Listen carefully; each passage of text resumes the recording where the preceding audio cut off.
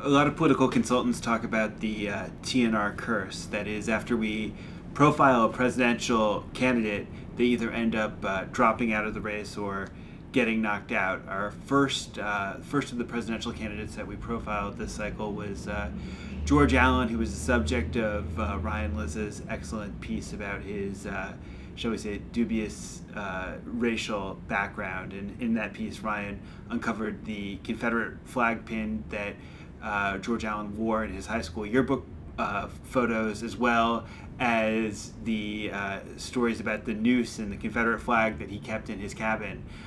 So over the course of the last year, we've been profiling presidential candidates one by one, and we're getting near the bottom of the list of candidates to profile. And this week, Ryan Lizza has one of our last profiles, which is of Bill Richardson. And I don't want to give too much away, but there's a scalp massage that appears in the middle of the piece. And Ryan has a very interesting essay and reported piece on Richardson's background and the resume, which is really the centerpiece of his campaign. And Ryan asks whether a resume is the same thing as actually knowing something about the world.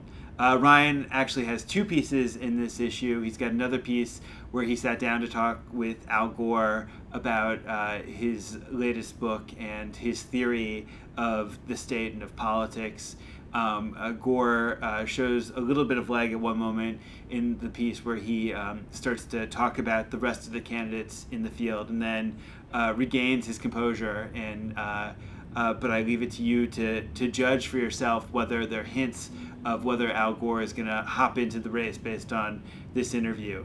The cover story in this week's issue is by our legal affairs correspondent, Jeffrey Rosen. And Jeff has a theory of the judiciary, which is based on deference to the legislatures and to the executive branches of power. And Jeff's piece this week is about Justice Anthony Kennedy. Kennedy is, of course, the swing justice at this time who made a very key decision about partial birth abortion, and will figure quite large in the upcoming slate of decisions that are due out this month.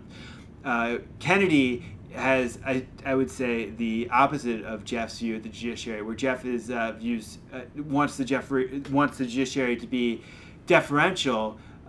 Kennedy has an expansive, almost pompous vision for what the judiciary can accomplish in reforming American life. And he sees the judiciary imposing a set of morality on the United States that makes it a shining example for the world.